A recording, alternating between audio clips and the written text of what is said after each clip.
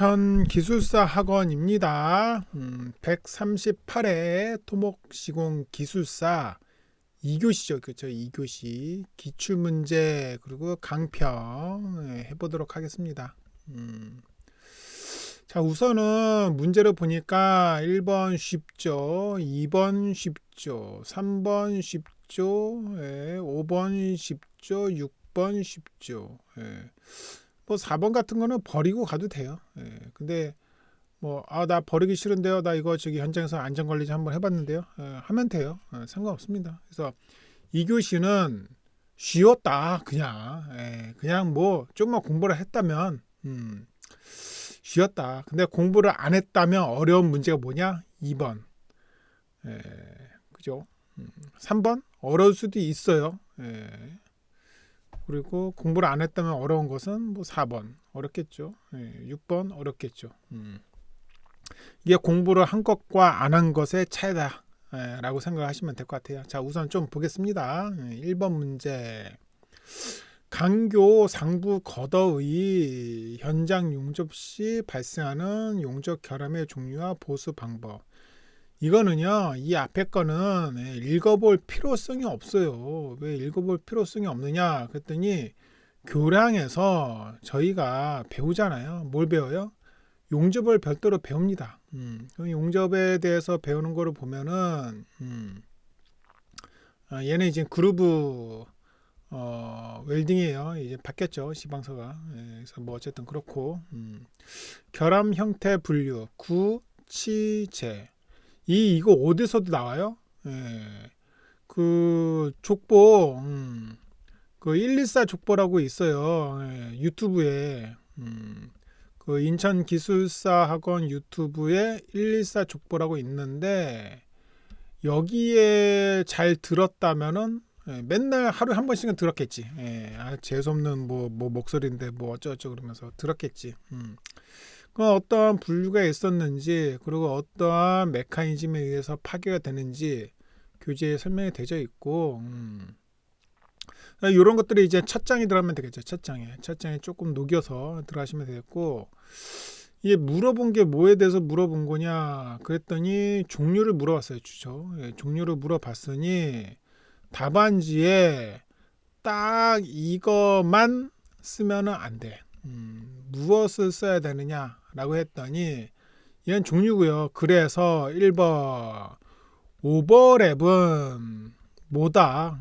무엇을 얘기하는 거다. 2번 라밀레이트는 뭐다? 설명이 있어요. 설명. 그래서 그림은 교재대로 그림을 그려주시고, 요 밑에는 이 종류를 물어봤으니까 정확하게 이게 뭐다 라는 설명을 답안지에 써 주셨어야 되겠죠.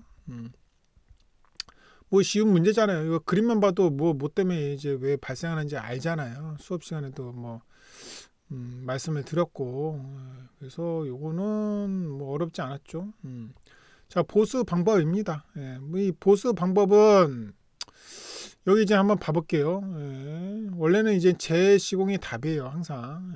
보수라는 거를 하기가 좀 애매해요. 간혹 이제 덧붙여서 씌우거나 각 장이 특정 부분만 길다면, 예를 들어서 T형 제법을 했는데 각 장이 이렇게 된 거지. 용접을 이렇게 했는데 그럼 여기만 길잖아. 그럼 여기를 살짝 여기만 이제 불어낸다 라는 이야기예요. 갈아내는 것도 있는데, 이 보수 방법에 대한 이야기를 11줄 못 쓸 것 같다면 이렇게 쓰면 돼요. 예를 들어서 4번에 보수 방법이 되겠지. 대제목이. 그러면은 그 바로 밑에 소괄호 1 보수 방법 결정 시 고려사항. 고려사항 쓰면 될 거 아니에요. 무엇을 고려를 하겠다. 그럼 보수 절차라는 게 있겠죠, 그죠? 그래서 무엇을 해서 무엇을 한다. 요 쓰는 방법은 이제 수업 시간에 여러 차례 만약에 했을 거예요. 3번 보수 방법이 되겠죠. 그래서 보수 방법은 기본적인 거 덧붙여 씌우기나 각 장만 갈아내는 거가 있지만 재시공도 답이죠. 4번은 이제 보수시 주의사항인데 이 보수시 주의사항은 뭐 별거 없어요. 비 오는 날 하면 돼요? 안 돼요? 안 되지. 웰딩 하우스 있어야 되겠죠.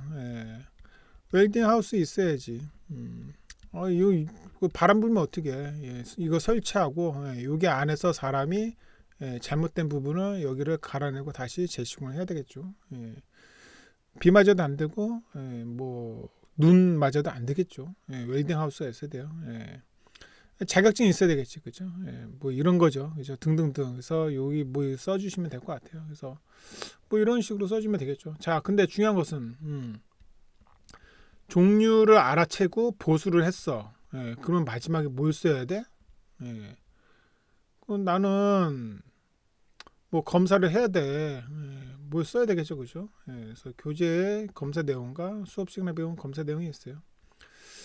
만약 보수 내용을 잘 모르면은 뭐 어떤 식으로 보수를 해야 된다, 보수시 주의사항을 잘 모르면은 이런 거를 주의해서 해야 된다라고 써도 뭐 크게 문제되지는 않을 것 같습니다. 뭐 어려운 문제 아니에요. 매번 뭐 시험 문제 나오는 거고. 요번에 또 이야기를 또 수업 시간 했죠.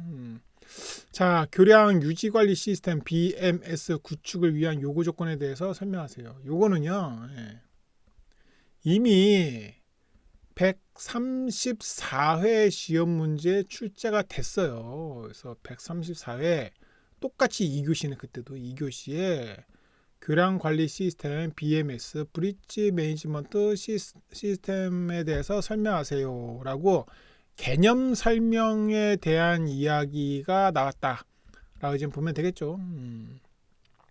이미 그 당시에 제가 여기다가 말씀을 딱 드렸어요. 교재 있죠. 있어요. 교재 패스 교재 있는 거거든요. 이미 패스 교재에 있었었고 제가 간혹 강의 시간에 설명을 드립니다. 매번 강의 하진 않아요.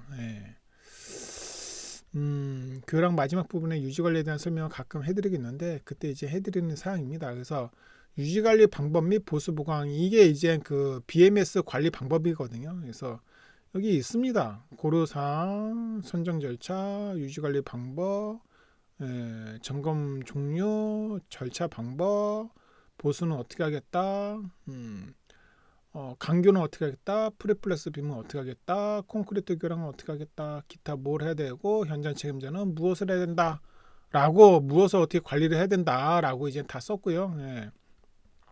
파일까지 올려놨어. 다운받아가지고 공부를 하셔라 라고 했는데 공부를 안 했겠지. 강평을 안 받겠죠. 왜? 도대체 나 참 큰일 났네. 하시려니까.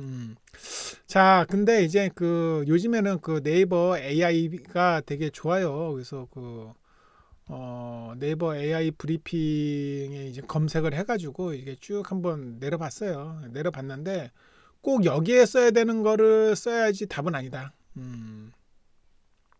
하지만 참조는 할 수 있다. 그래서 데이터 점검 손상 관리 요구, 유지 관리 계획 비용 예산. 이건 이제 그 LCC에 대한 이야기까지 같이 들어가면은 조금 더 좋을 것 같고요. 그리고 뭐 IoT가 되겠죠, 그렇죠? 그래서 뭐 우리가 이제 흔히 알고 있는 그 IoT에 관련된 이야기도 그냥 뭐 아무나 써도 되고요. 교육해야 되겠죠. 운영 관리해야지 되겠지. 뭐 그런 이야기들 좀 대충 써주면 되는데 이 네이버 AI가 꼭 답은 아니지만 참조할 수 있다. 그런데 뭐다? 여기 보면은 데이터를 어떻게 된다. 유지 관리에 대한 예산을 어떻게 된다. IoT에 대한 운영과 보안은 어떻게 된다. 그리고 운영은 뭐 교육은 어떻게 된다. 뭐 이런 이야기 했잖아요. 이게 다 뭐야? AI가 이야기해 주고 있는 거? 아직도 두리뭉실 이야기를 해주겠다. 어떤 식으로? 제가 134회 설명을 들었었던 이 답안에 들어가는 명확한 그래프나 차트나 고려사항, 점검의 종류, 그리고 강교는 어떻게 하고 프리플렉스 빔은 어떻게 하고 하이브리드 아치교는 어떻게 할 거고 명확하게 설명되는 이런 공법적인 이야기는 AI가 아직은 해주지 않는다. 언젠간 해주겠죠. 언젠가는. 그래서 AI만 믿지 마세요. 복귀할 때도 검색을 했는데 AI가 이렇게 이야기하더라. AI 것만 답안을 쓰면 합격하는 거다. 절대 그렇게 생각하시면 안 된다라는 이야기다라고 보시면 될 것 같아요. 이렇게 생각하고 나서 보니까는 쉽죠. 쉬운 문제야. 패스 교재도 있으니 쉽죠, 그죠? 하셨어야 된다. 이야기예요. 세 번째 문제, 하수관로 접합 방법. 완경사 접합 방법, 극경사 접합 방법. 119회 토목시용기술사 2교시 5번 문제 풀이 해서 교재도 해놨어요. 학원 교재 익스텐드 본 교재죠. 본 교재에 들어가져 있어요. 안 한다는 거지. 이걸 못 쓰셨다면, 그죠? 그래서 저는 이거 안 썼고요. 이거 썼는데요. 할 수 있어요. 그게 뭐냐 그러면은 흉관의 접합 방법, 나선형 파형 강관의 접합 방법.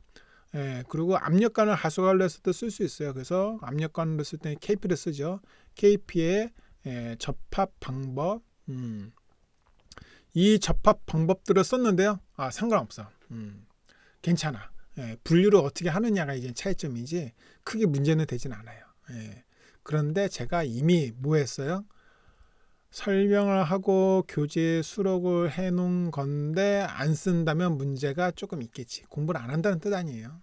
자, 그러면은 강성 기초의 기초공, 강성 관로의 기초공, 연성 관로의 기초공. 즉, 강성 관로가 뭐고 연성 관로가 뭔지만 알면 되겠죠. 그래서 강성 관로는 흉관이 대표적인 거죠. 그리고 KP관을 할 수도 있죠. 대표적인 거고요.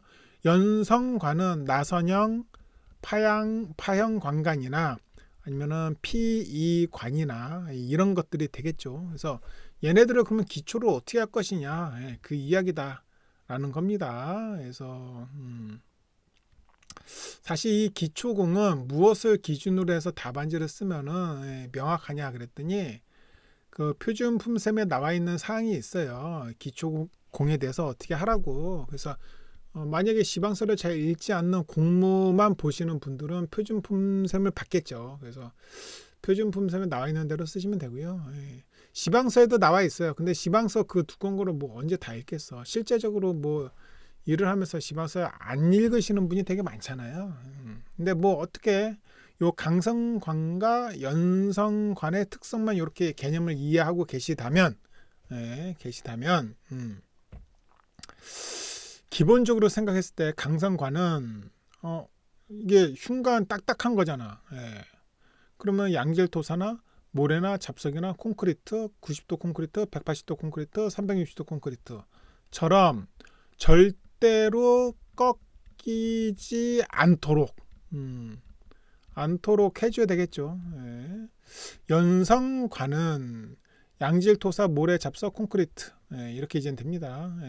꺾이지 않는 것도 중요하지만 살짝 유두리는 있다.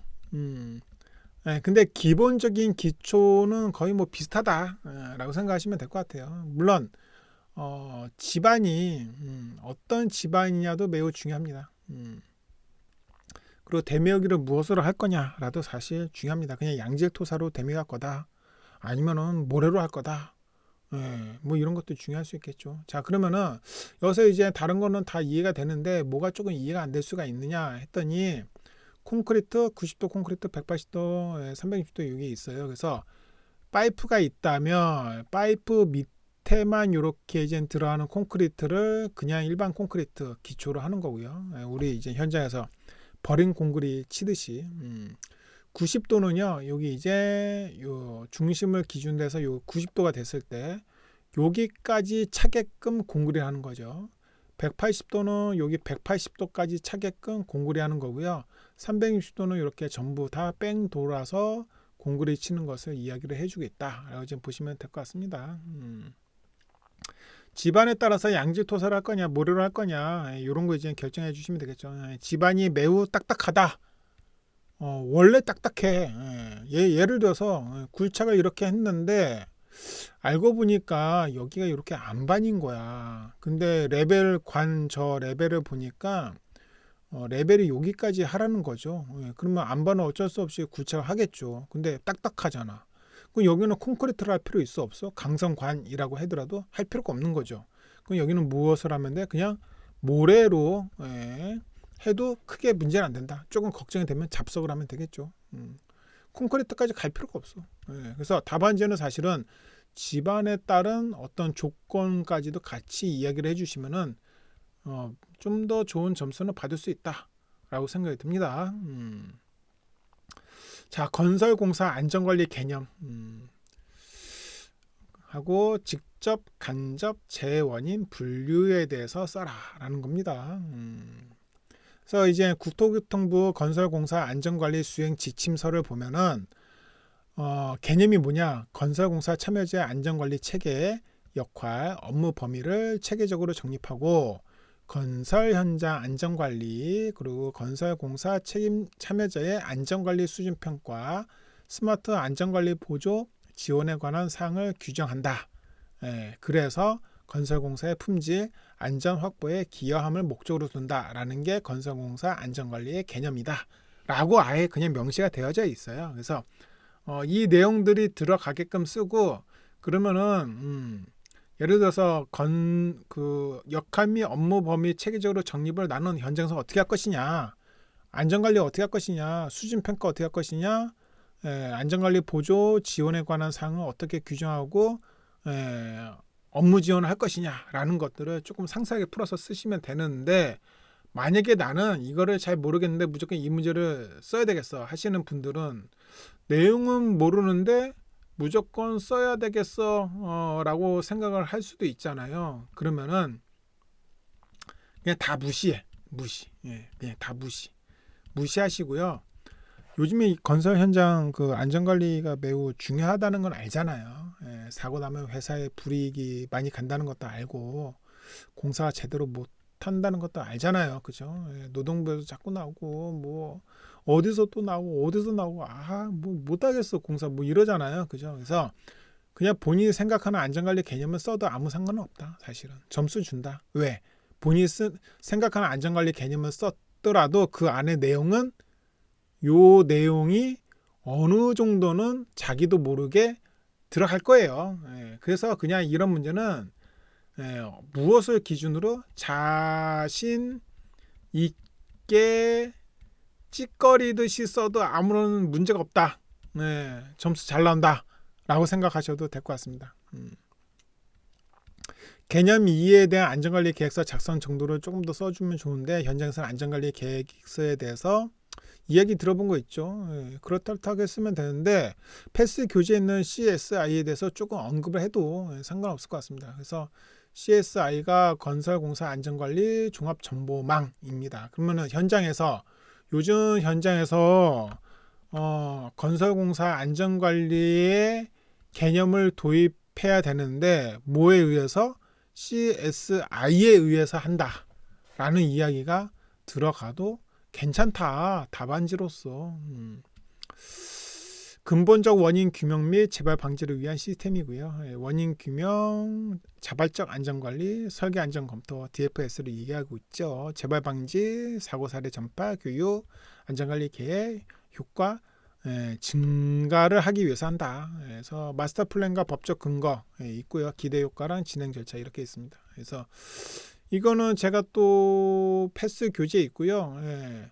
유튜브 쇼츠, 우리 인천기술사 학원 유튜브 있잖아요. 거기 쇼츠에 모범 답안을 많이 올려놨어요. 몇백 개 올려놨어. 거기에도 있어요. 안 봤죠? 좀 보세요. 있어요. 나 진짜 힘들게 이거 다 만드는데 왜 안 봐주시죠? 좀 봐주세요. 공짜잖아. 쇼츠 보는 거 뭐 돈 들어가요? 심심할 때 화장실에 앉아서 좀 봐주세요. 그래서 그렇게 이제 들어가셔도 좀 좋을 것 같습니다. 자, 즉 간접 재원인을 분류를 굳이 하자 그러면은 직접 원인이 있고 간접 원인이 있는데 1차적이냐 2차적이냐 이렇게 생각하셔도 되고요. 뭐 쉽게 생각하십시오. 물적, 인적. 그냥 1차적이지. 원초적이죠. 불완전한 상태냐, 불완전한 행동이냐. 예. 근데 이 이야기가 만약에 안 들어갔다 그러면은 점수는 잘 안 나올 겁니다. 불완전한 상태란 불완전한 행동을 했기 때문에 그런 거야. 예. 그럼 불완전한 상태가 된 거는 어떤 쪽 의미가 좀 더 있어요? 관리를 잘못한 거지. 불완전한 행동은 뭐야? 내가 아침에 교육을 했는데 인부가 불완전한 행동을 했네 그냥. 예, 뭐 이런 게 될 수도 있는 거죠. 기본적인 어떤 지급해줘야 되는 어떤 뭐 여러 가지 사항들이 있을 거예요. 뭐 그런 거에 대한 미숙함, 기술적인 미숙함, 교육의 미숙함, 관리의 부재, 환경적인 뭐 안 좋은 상태, 법령이 잘못됐다든지, 뭐 설계가 잘못됐다든지, 뭐 그런 것들이 되겠죠. 그래서 이렇게 쓰고 하시면 돼요. 그래서 분류를 하라 그랬으니까 그래서 직간접 재원인이라고 대지막 쓰시고요. 1번이 이제 직접 원인이 되겠죠. 그래서 직접 원인은 물적과 인적 뭐 이렇게 이제 답안지를 쓰시면 되겠죠. 그래서 물적에 대한 사항은 뭐고 인적에 대한 사항은 뭐고 뭐 이런 식으로. 그리고 불완전한 상태랑 불완전한 행동인데 여기에 대해서는 뭐 정의도 쓰시고 내용도 써 주시면 되겠네. 이런 식으로 답안지 작성하는 거예요. 그래서 그러면 여기 2번이 간접 원인이 될 거고 간접 원인도 그렇게 들어가시면 되겠죠. 자, 댐 시공시 기초처리 그라우팅 공법의 종류 및 특징 선정 시 고려사항에 대하여 설명하세요. 뭐 이런 거는 설명을 하기 싫은 거죠. 저는. 왜? 교재에 있잖아요. 교재에 있는 거를 왜 자꾸 또 설명을 제가 하면은 좀 그렇지 않나요? 그래서 이게 용접이네. 요번에 터널 문제가 하나도 안 났더라고. 조금 약간 신경질 나더라고요. 4교시는 그 상수도만 두 문제 나오고 말도 안 돼. 제가 상수도 되게 오래 했거든요. 근데 너무 말도 안 되는 거. 터널이 훨씬 더 중요하지 상수도보다. 그러면 또 상수도만 한 사람들 또 그게 뭐 저한테 욕할 수 있는데 저도 상수도 오래 했어요. 상수도 되게 좋아요. 근데 그러네. 좀 마음이. 보겠습니다. 댐 기초 그라우팅 교재에 있네요. 교재에 있는데 말 그대로 댐 기초 그라우팅만 쓸 건 아니겠죠. 그럼 무엇도 좀 써주시고 싶었을까요? 시공 방법도 써주고 싶었겠죠. 그리고 기초로 그라우팅을 하기 전에 연약층 처리를 했으면 더 좋았겠죠. 굴착면 처리를 하고 했으면 더 좋았을 거고요. 그리고 이런 식으로 이제 다 하고 나서 여러분들이 이제 그라우팅이 끝났다면 무엇을 해줘야 될까요? 루젠 테스트라는 거를 해서 검사를 해줘야 되겠죠. 이건 몇 번째? 세 번째 페이지에 들어가면은 좋았겠죠. 수업 시간에 다 한 거예요.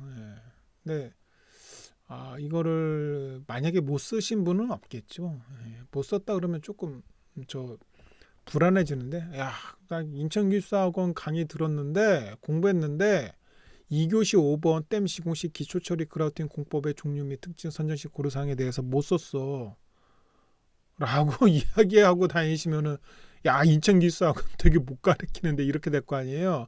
저 매번 설명드려요. 그림도 정확하게 설명을 드립니다. 어디 학원 교재를 보면은 댐 그림이 이렇게 되어 있어요. 근데 이거를 단면도로 그리면은 텁하기를 이렇게 한다는 뜻 아니야. 그죠? 이게 아니지. 댐 텁하기는 어떻게 해요? 이렇게 해요. 그래서 실제적인 댐의 모양은 어떻게 된다고까지 제가 설명을 수업 시간에 해드려요. 댐 모양은 일반적으로 이렇게 된다 라고도 설명을 드립니다. 대신 요거 폭은 되게 넓어지게 되겠죠. 사면 놀이가 있으니까. 그래서 놀이가 이렇게 지니까.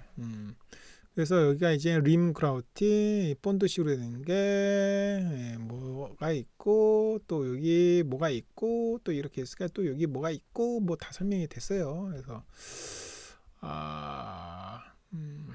썼겠죠, 그죠?